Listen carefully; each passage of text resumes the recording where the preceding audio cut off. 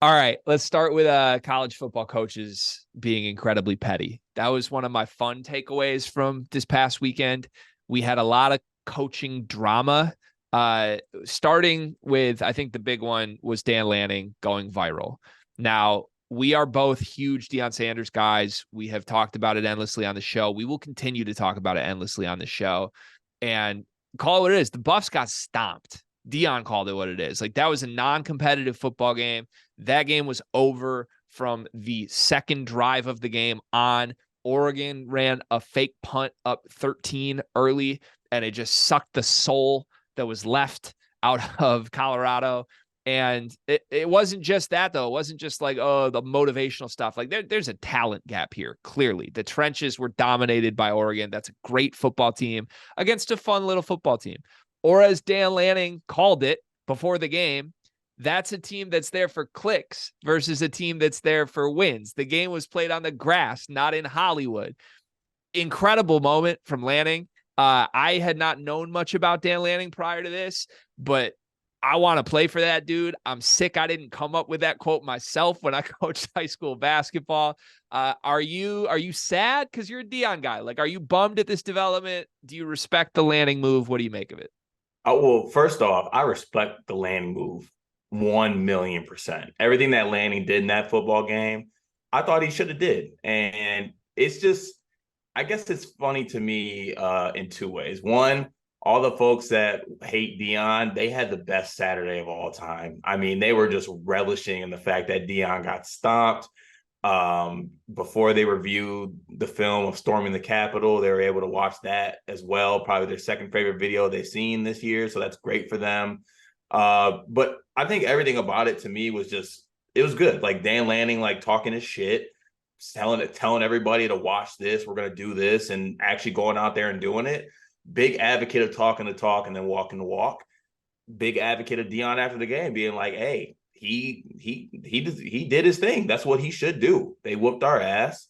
He also ended it with a "you better get me now because this is the worst I'm gonna be," which is 100% a bar, by the way. Just let that be known.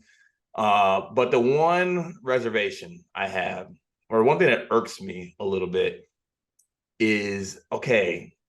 You were favored by 21 points. Okay, let's not act like you just went out there and beat a juggernaut. Like, you're a good football team, respect to it, but you did what you're supposed to do at home. And like, I get it goes both ways because everyone was picking Colorado and Colorado money line and Colorado spread and all that. So I respect that, but there's a little bit of piece of me that's like, yeah, people were getting on Deion for doing stuff when he didn't cover against Colorado State or all this stuff. And then this team's basically taken multiple victory laps after beating their ass and covering a spread that was as wide as 21. And also, Bo Nix played against Justin Herbert his freshman year. Justin Herbert's going into year 4 in the NFL for those counting. Yeah. So I don't like that flip by you. I get where you're coming from. I don't love it. I 100% out of 100 loved everything Dan Lanning did this week. And I say that as a guy who bet Colorado, wanted Colorado to win that game. And I'm still the biggest Deion Sanders guy. Like, I loved his post-game press conference more this week than I've loved it in the past weeks. Like, I highly recommend you listen to it in its entirety. Not only did he have the "you better get me now," he also had like, somebody was like, "Is this good for your team? Like, could this be a good thing?" And he like immediately shrugged it off and was just like, "Is a car crash good? Like, you don't got to learn from the loss. Like, that's something that happened. And we'll be ready." But like, it's not a good thing. It's not so, "Oh, I'm happy I was in a car crash." And I love that. I'm like, oh shit. Because a lot of coaches bullshit. It's like, "Oh, this will help us." Like, no, it won't. You got smacked. It is what it is. And I think Lanning was smart because, like, he said it's a Cinderella story. Like, that's what the whole speech started with, was like, the Cinderella story's over. Like, I think he knew they were supposed to win by 21. He said, "You know what? Let's go win by 41 instead of 21." And it has to be annoying for these other good football teams, because we've talked about it briefly. Like, the Pac-12 might be the best football conference in the country this year. And that's crazy to say out loud. They It's are. crazy. It's crazy to say, but UCLA, in my opinion, is really good.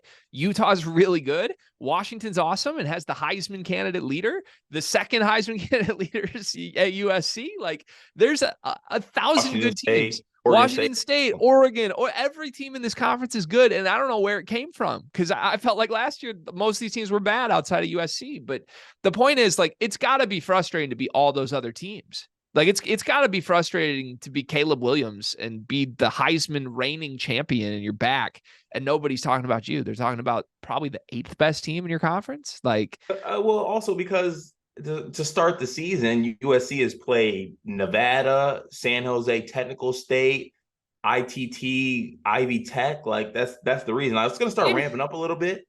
I agree, but it's at the same time.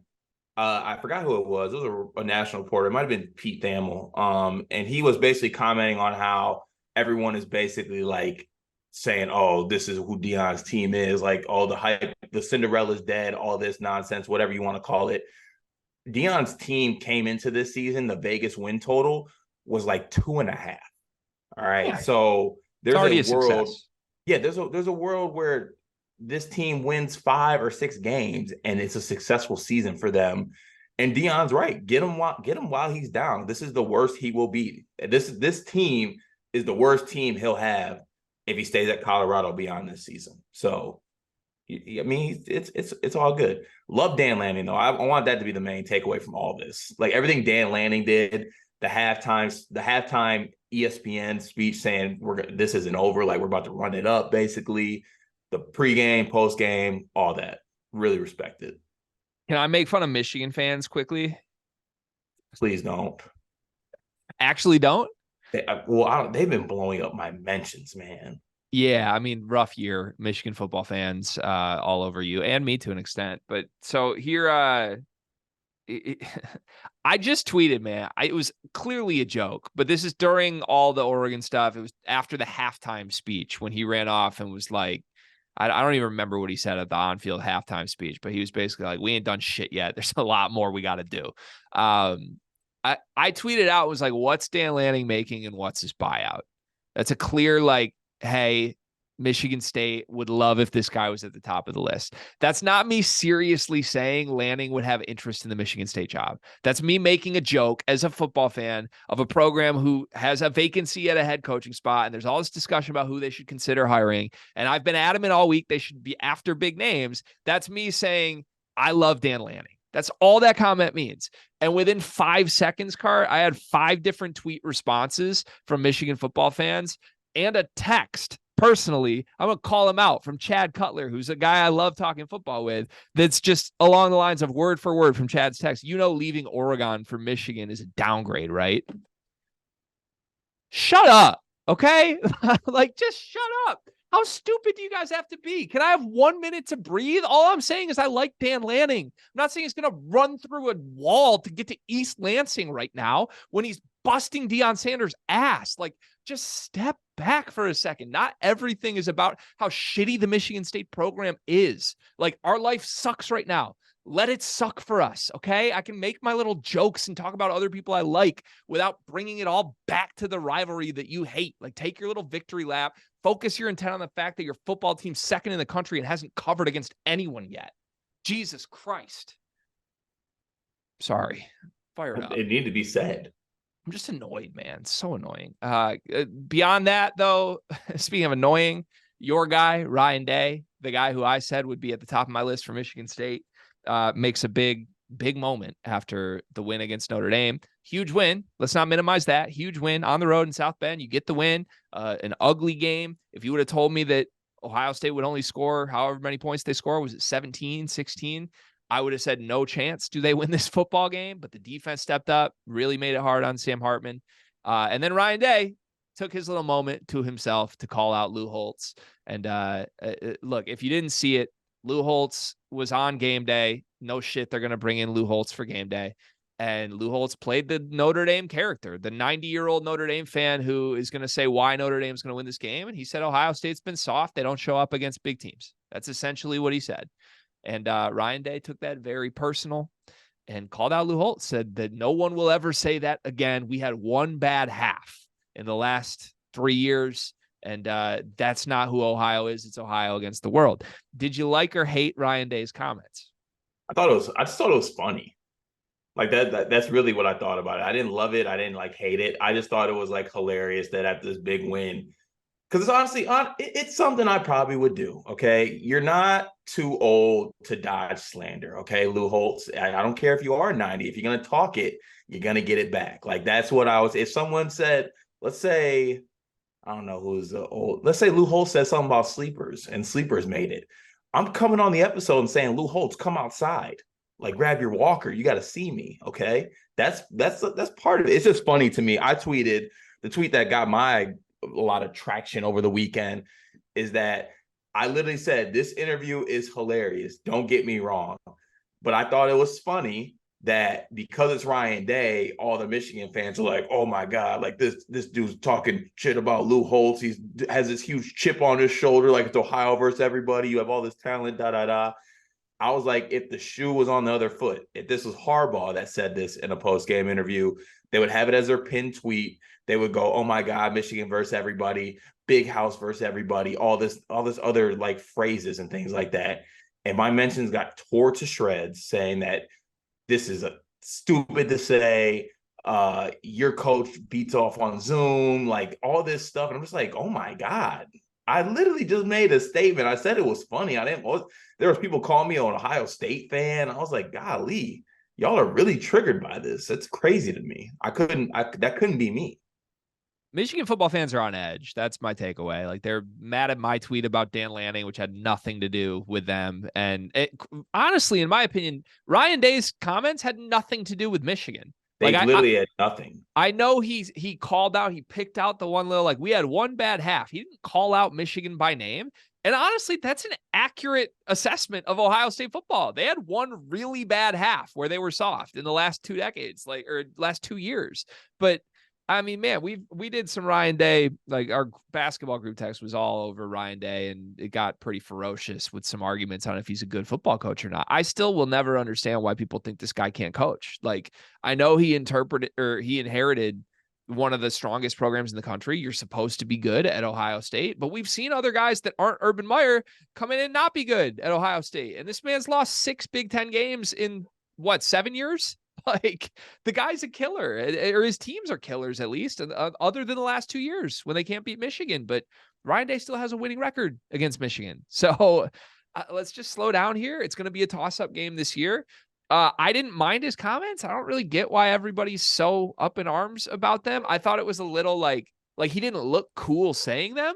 And I think that's the large issue with Ryan Day in general is he doesn't look cool. There's some coaches where no matter what you do, like you just have this vibe and this aura about you of like, there's something special about him. Ryan Day doesn't have that. Like he just is a goober, for lack of a better word. He's lame, and him trying to do the chip on the shoulder thing just doesn't work because it doesn't play with who he is as a human. But I didn't mind the comments. Yeah. And who doesn't like generating the fake chip? Yeah. Get your competitive advantage. And the thing about it is the last thing, this is what kind of makes Ryan Day a goober, I think. I think it's because his beard looks fake. Like, you know how Carlos Boozer did like the spray on hair type thing, that meme? Yeah. I think that Ryan Day's beard's fake. I think you could be right. I'd like to formally investigate that. Yeah, I don't know. Like Ohio State fans don't seem upset with the comments. I think that's all that matters here. And I think Michigan fans should stop taking everything so personal. I don't think this had anything to do with them. Ohio State went on the road to one of the best teams in the country and got a win. And Michigan fans are upset because Ohio State fans are talking their shit. Should they not be? Yeah, I don't see any connection there. But they not. I mean, you guys are talking your shit because, you know, JJ McCarthy is tearing up Rutgers. Like, was anybody talking shit at that though? Was anybody on the Michigan side talking shit after that game though? Well, actually, at least the ones that I saw, yeah. Okay. I mean, look, there's a lot of clueless people in college football, especially in the state of Michigan in general. But I feel like the general aura, I feel like, is most Michigan fans are like, yeah, we haven't been great thus far, but it doesn't matter. Like they haven't covered. I haven't seen a lot of like, we're great. JJ's been awesome. I've seen like, he threw 3 picks last week. I've seen a lot of JJ needs to come save the Bears tweets. That's crazy. I feel like I had one other thing on. Was it that Donovan Edwards said that he's going to be Barry Sanders this year and has looked like Nick Sanders? No, it was that Washington State's head coach also called out an old person.